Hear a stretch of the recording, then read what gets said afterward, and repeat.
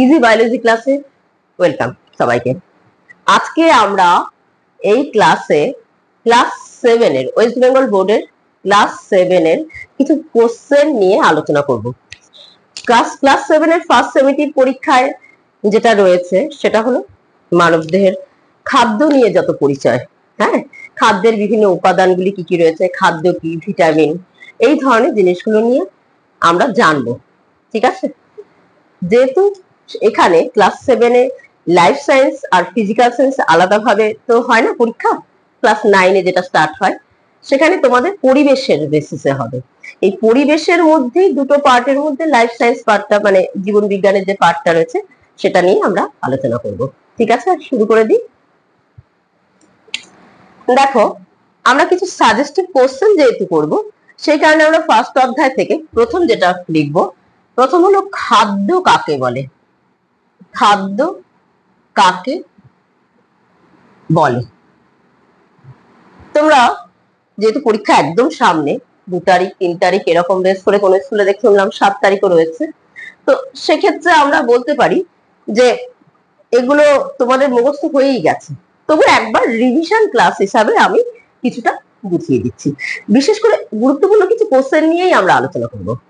Total huge part তো আমার সম্ভব হবে না এই মুহূর্তে, সেই কারণে।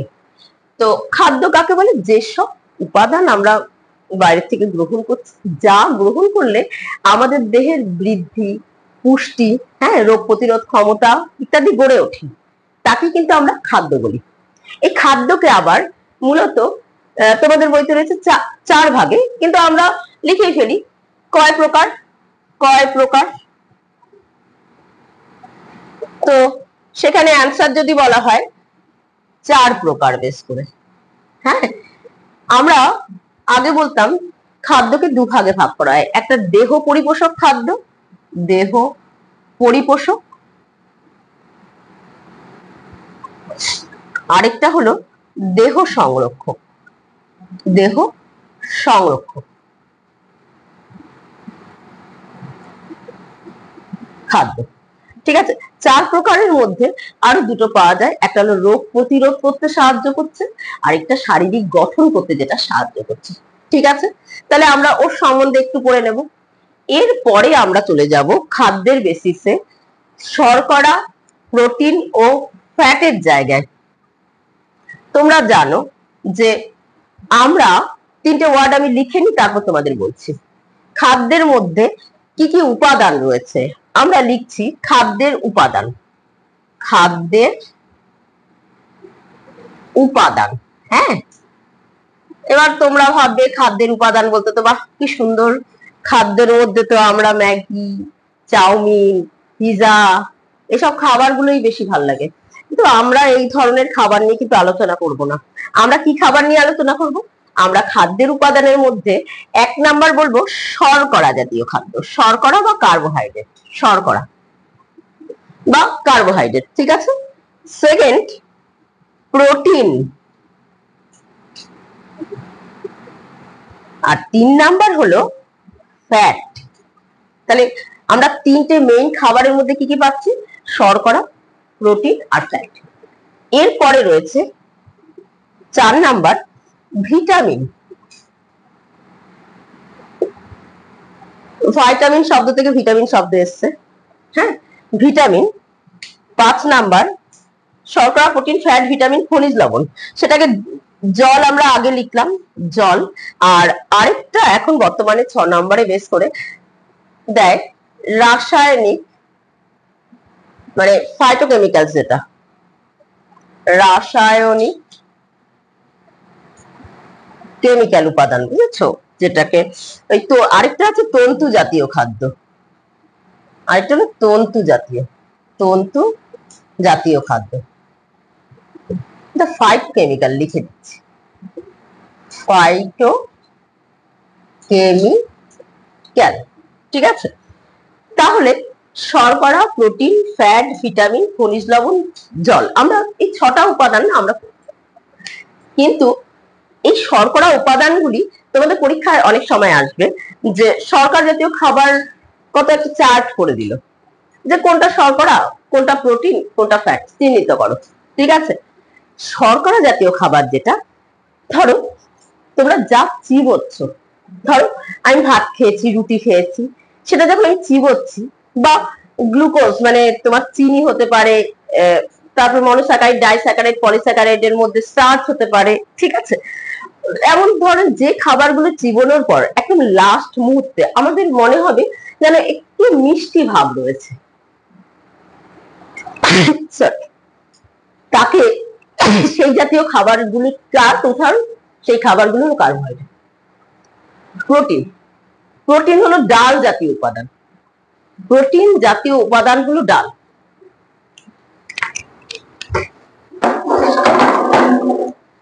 এই ডাল জাতীয় উপাদান কি কি রয়েছে? মুগ ডাল, মসুরির ডাল, ছোলার ডাল, ডাল। এবার ধরো আর কিসে রয়েছে? ডাল জাতীয় উপাদান ছাড়া মাছে প্রোটিন রয়েছে, ডিমে প্রোটিন রয়েছে, কিন্তু ওখানে মাল্টি, মানে শুধু ওইটুকুর বেশ করে না কিন্তু। তাহলে কিন্তু ডাল জাতীয় খাবার তুমি ভাবো, ডাল যখন চিবোচ্ছ বা ডাল চিবোনোর তো প্রশ্নই ওঠে না, ডাল যখন খাচ্ছ ওটা কি পার্টিকুলার মিষ্টি লাগছে? না, মিষ্টি লাগছে না। ঠিক আছে, তাহলে কার্বোহাইড্রেট জাতীয় খাবার যদি লাস্ট উপাদানে আসে, বা যেটা একদম লাস্ট ভেঙে যখন কোষে প্রবেশ করতে পারে, সেটাকে আমরা কি বলি? গ্লুকোজ। তাহলে কার্বোহাইড্রেট বা শর্করার একক কি? আমরা এখানটা মুছে দিচ্ছি একটু।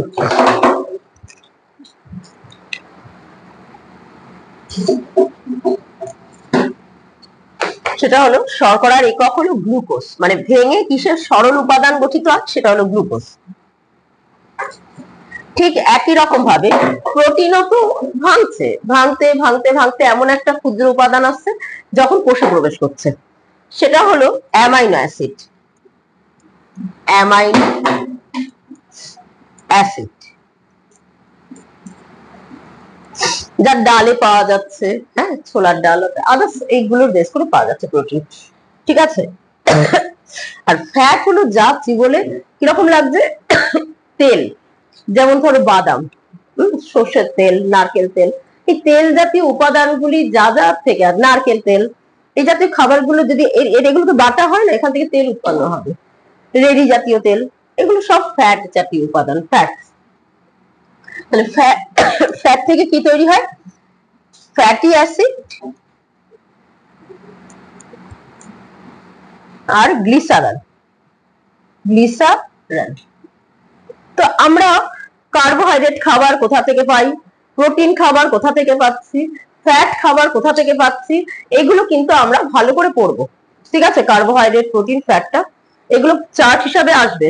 এবং কার্বোহাইড্রেটের উৎস, প্রোটিনের উৎস, ফ্যাটের উৎস, কার্বোহাইড্রেটের গুরুত্ব, মানে আমাদের শরীরে কার্বোহাইড্রেট কি কাজে লাগছে? দেহের বৃদ্ধিতে কাজে লাগছে, প্রোটিন বাঁচোয়া খাদ্য হিসাবে থাকছে।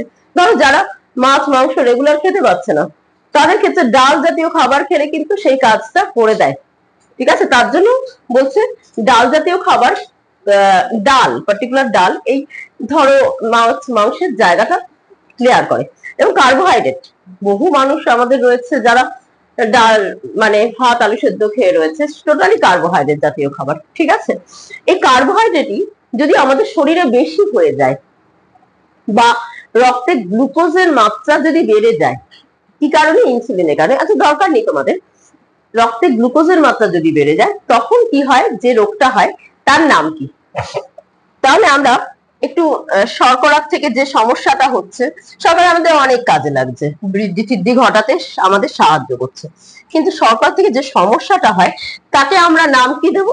তার নাম দেব হলো ডায়াবেটিস। ডায়াবেটিস মেলিটাস, যেটাকে বাংলায় আমরা কি বলি? মধুমেহ, মিষ্টি মধুমেহ রোগ, মানে ইউরিনের মাধ্যমে গ্লুকোজ বেরিয়ে যাচ্ছে। তো শর্করা গেল। প্রোটিনের ক্ষেত্রে সেম একই জিনিস পড়বে। কি পড়বে? প্রোটিনের ক্ষেত্রে উৎস পড়বে, প্রোটিন কিসে কিসে পাওয়া যাচ্ছে, আর কি পড়বে? গুরুত্ব। প্রোটিন থেকে haemoglobin, haemoglobin one type of protein, হ্যাঁ, এনজাইম, উৎসেচক, উৎসেচক তৈরি করতে সাহায্য করছে কে?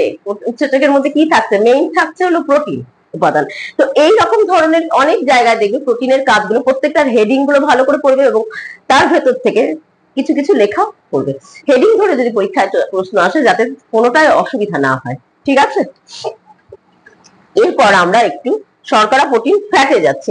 ফ্যাট তো বুঝতেই পারছো, ফ্যাট জাতীয় খাদ্য আমাদের পিত্ত সেটা ডাইজেস্ট করছে, পিত্ত থেকে পিত্তরস যাচ্ছে এই করে।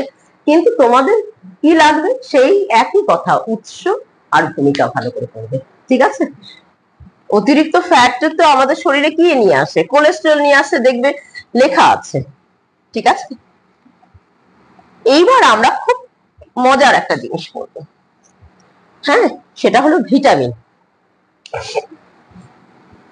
ভিটামিন বাংলায় লিখে ফেলি, ভিটামিন। এই ভিটামিন কে আবিষ্কার করেছে? ভিটামিন আবিষ্কার করেছে বিজ্ঞানী কাশ্মীর ফ্রাম। কাশ্মীর ফ্রাম আবিষ্কার করেছেন। কিন্তু এই ভিটামিনকে বা খাদ্যপ্রাণ, ভাইটামিন থেকে এই কথাটা এসছে, ভিটামিন। এই ভিটামিনটা কাকে বলছে? এই ভিটামিন হলো যা মূলত আমাদের খাদ্যে খুব সামান্য পরিমাণে থাকছে, কিন্তু সামান্য পরিমাণে থেকেও আমাদের দেহের বৃদ্ধিতে, রোগ প্রতিরোধ করতে, বিভিন্ন রোগের প্রতিরোধ করতে আমাদের কিন্তু সাহায্য করছে, আমাদের ইমিউনিটি পাওয়ার বাড়াতে সাহায্য করছে। তাহলে ভিটামিনের কনসেপ্টটা হলো, কিন্তু ভিটামিনকে দেখবে তোমাদের চার্ট রয়েছে, কি কি ভাগ রয়েছে ভিটামিনকে মূলত আমরা ভাগ করি, দুটো ভাগে ভাগ করছি। একটা হলো গিয়ে তেলে দ্রবণীয়, তেলে বা স্নেহ পদার্থে বা ফ্যাটে দ্রবণীয়, একই কথা, স্নেহ পদার্থে দ্রবণীয় ভিটামিন, দ্রবণীয় ভিটামিন। আরেকটা যেটা রয়েছে সেটা হলো জলে দ্রবণীয় ভিটামিন, জলে দ্রবণীয় ভিটামিন। তো তেলে দ্রবণীয় বা স্নেহ পদার্থে দ্রবণীয় ভিটামিন যেটা আছে, সেই ভিটামিনকে ক ভাগে ভাগ করছে, মানে সেই ভিটামিন গুলো কি, সেই ভিটামিন গুলোর মধ্যে আমরা লিখব, এখানে দ্রবণীয় এইভাবে লিখি। প্রথমটা হলো vitamin A, vitamin D, vitamin E আর ভিটামিন কে। তাহলে ভিটামিন এ, ডি, ই, কে হলো গিয়ে স্নেহ পদার্থে দ্রবণীয়। এবার জলে দ্রবণীয় কি রয়েছে?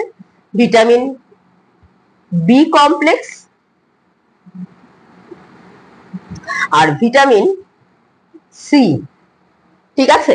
এইবার তোমাদের দেখবে ভিটামিন ভিটামিন এ এর রাসায়নিক নাম, ভিটামিন এর রাসায়নিক নাম কি রয়েছে? রেটিনল। ভিটামিন ডি ক্যালসিফেরল, এইরকম ভাবে কোনটা রয়েছে টোকোফেরল। এরকম ভাবে আমরা কিন্তু রাসায়নিক নামগুলো একটু পড়বো।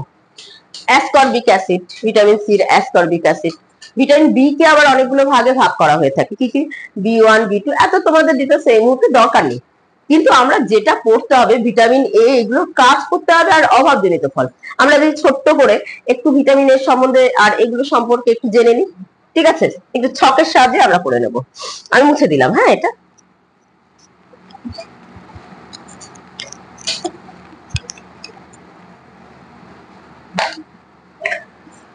দেখো ভিটামিন এ, আমরা ব্র্যাকেটে রাসায়নিক নামটা লিখবো রেটিনাল, রেটিনল। তোমাদের আছে, চারটা আছে, কিন্তু একটুখানি মেইন জায়গাগুলো যদি লিখে দিই, ভিটামিন এর অভাবে কি দেখা যায়? রাত কানা রোগ দেখা যায়, রাত কানা। আর কি দেখা যাচ্ছে? অন্ধত্ব। আরেকটা আমরা লিখি টট স্কিন, মানে চামড়াটা না ব্যাঙের চামড়ার মতো হয়ে যায়, কেমন কুচকে কুচকে যাচ্ছে, তাহলে এটাকে বলা হয়ে থাকে ফিনোডার্ম বা টট স্কিন, TOAD, টট স্কিন। এছাড়া আরো কয়েকটা পয়েন্ট দেখবে, এইভাবে না গুছিয়ে তোমরা পয়েন্ট গুলো লিখে যদি রাখো, পরীক্ষার সময় পড়তে অনেক সুবিধা হয়, ঠিক আছে। ভিটামিন এ গেল, এরপর ভিটামিন ডি, ক্যালসিফেরল, ক্যালসিফেরল। সেক্ষেত্রে ভিটামিন ডি শিশুদের ক্ষেত্রে কি হচ্ছে? শিশুদের রিকেট হয়, রিকেট। আর বড়দের কি হচ্ছে? বড়দের হয় অস্টিওম্যালেশিয়া, অস্টিও ম্যালেশিয়া, ম্যালেশিয়া। তাহলে ভিটামিন ডির অভাবে শিশুদের রিকেট হচ্ছে আর বড়দের অসুবিধা। ভিটামিন ডি কি বলতো, তেলে দ্রবণীয়, যে শিশুদের যখন তেল মাখিয়ে দেখবে সকালের রোদটা বেশ করে, সকালের রোদের মধ্যে দেখবে ওদেরকে শুইয়ে রাখে বাচ্চাদের তেল মাখিয়ে। তো ওই সকালের রোদের মধ্যে যে এই যে ওদের যে গায়ের মধ্যে তেল মাখাচ্ছে না, তাতে ভিটামিন ডিটা ওর দেহে কি হয়, সংশ্লেষ হয়ে যায়, মানে তৈরি হয়, ডাইরেক্ট ভিটামিন ডি ওখানে তৈরি হয়ে যাচ্ছে। তো ওইভাবে আমরা ভিটামিন ডি যদি না পাই তাহলে রিকেট শিশু হবে আর অস্টিওম্যালাইসিস। আসলে আমাদের এত সময়ও নেই যে আমি তোমাদের সেভাবে বুঝিয়ে বলার মতো রয়েছে। ভিটামিন ই আর ভিটামিন কে। ভিটামিন ই খুব সম্ভব ভিটামিন ই হলো বোধহয় ক্যালসিফেরল। আমি একবার একটু ইয়ে করে নিচ্ছি যাতে গুলিয়ে না যায়।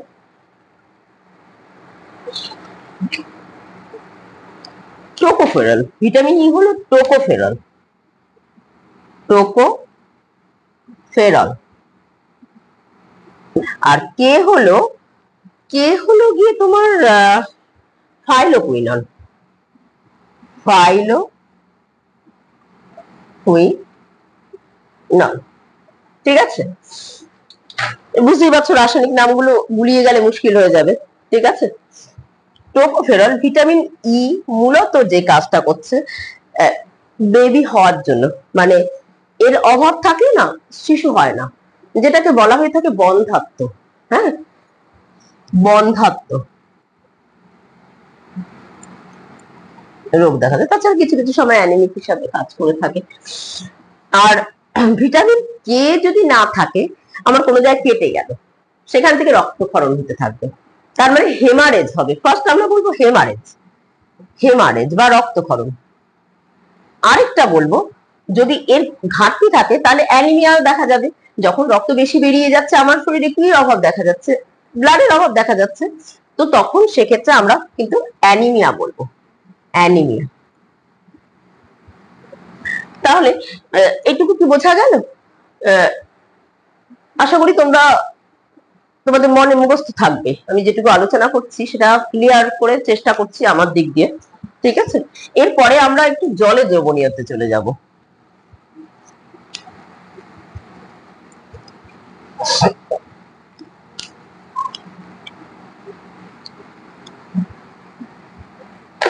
এবার আমরা লিখব জলে দ্রবণীয়, জলে দ্রবণীয় কি ভিটামিন। তো এক নাম্বার কি রয়েছে, আমি ছোটটা আগে দিই, জলে দ্রবণীয় ভিটামিন। ভিটামিন সি, রাসায়নিক নাম কি, অ্যাসকর্বিক অ্যাসিড, অ্যাসকর্বিক অ্যাসিড। এর অভাবে কি রোগ হয়, স্কারভি। স্কারভি, স্কারভি মানে কি, মাড়িগুলো স্পঞ্জি হয়ে যায়, মাড়ি থেকে রক্ত পড়ে, দাঁতের এই যে কর্নার গুলো থেকে রক্ত পড়ে, মুখে একটা দুর্গন্ধ হয়। তাই আমরা বলি না যে এরকম ধরনের হলে কি করতে হয়, মুখে দুর্গন্ধ, মুখে স্পঞ্জি, তাহলে ভিটামিন সি জাতীয় বা লেবু জাতীয় খাবার খেলে, ভিটামিন সি মূলত লেবুতে পাওয়া যায়। ঠিক আছে, আমরা কিন্তু ভিটামিন এ ডি ই কে প্রত্যেকটার উৎস করবো, কিন্তু ভিটামিন এ কড হ্যালিব্যাট মাছের যকৃৎ মিশ্রিত তেল থেকে তৈরি হয়ে থাকছে, তাছাড়া কিছু শাকসবজিতে পাওয়া যাচ্ছে। তারপরে ডি, সেও তো মাছের তেল বেশ করে। আর তাছাড়া ওই শাকসবজি, টমেটো, এগুলোতে আলু, লাল আলু এই ধরনের পাওয়া যাচ্ছে এডি। ই, ই তো ক্ষেত্রে উৎসটা একটু করে নিতে হবে, এ ডি ই, ছোলা, হ্যাঁ ছোলাতে রয়েছে, কে রয়েছে। আর ভিটামিন সিটা মূলত কিসে দেখা যাচ্ছে, ভিটামিন সি দেখা যাচ্ছে যে কোনো ধরনের লেবু, টক ফল জাতীয় ভিটামিন সিটা পাওয়া যায়। ঠিক আছে, তাহলে আমরা ভিটামিনের ক্ষেত্রে উৎসটা পড়বো, উৎস, কাজ, কিছু কাজ পড়বো, আর অভাবজনিত ফলটা ভালো করে পড়বো। অভাব মানে অভাবে কি হয়, অভাব জনিত ফল। আমাদের এখনো কিন্তু একটা বাকি আছে, যেটা হলো vitamin B complex, vitamin B complex. এই কমপ্লেক্স মানে অনেকগুলো vitamin, B one, B two, B three, B five, এরকম ধরনের গুলোর একসাথে মিশ্রণ। সেক্ষেত্রে আমরা একটা ছোটখাটো ইয়ে দিই, যে ধরো মুখে ঘা, গলায় ঘা, স্টোমাটাইটিস, এই ধরনের, যেমন একটা ফার্স্ট রোগ বলছি বেরিবেরি, বেরিবেরি, তবে চিলোসিস, মুখে ঘা, স্টোমাটাইটিস, মুখে ঘা। আর কি দেখা যাচ্ছে? পেলেগ্রা, পেলেগ্রা। এই সব রোগগুলো কিন্তু এই ভিটামিন বি এর অভাবে দেখা দেয়। তাহলে আশা করি বোঝা গেছে যে ভিটামিন বি এর বেসটা, মানে ভিটামিন গুলোর কি কি তোমরা পড়বে বা কি ধরনের পড়লে সুবিধা হবে। এছাড়া তোমাদের যা যা আর রয়েছে সেগুলো আমরা আবার পরের দিনের ক্লাসে আমরা কিন্তু সেটা আলোচনা করব। আজকে এই অবধি থাকলো। সবাইকে থ্যাংক ইউ, থ্যাংক ইউ। যদি চ্যানেলটা ভালো লাগে তোমাদের, যদি তোমাদের কিছু উপকার হয়, তাহলে একটা লাইক, সাবস্ক্রাইব করে দেবে। এর পরবর্তী যে ভিডিওটা নিয়ে আমি আসছি সেটা সহজেই তোমাদের কাছে নোটিফিকেশন চলে যাবে। Thank you.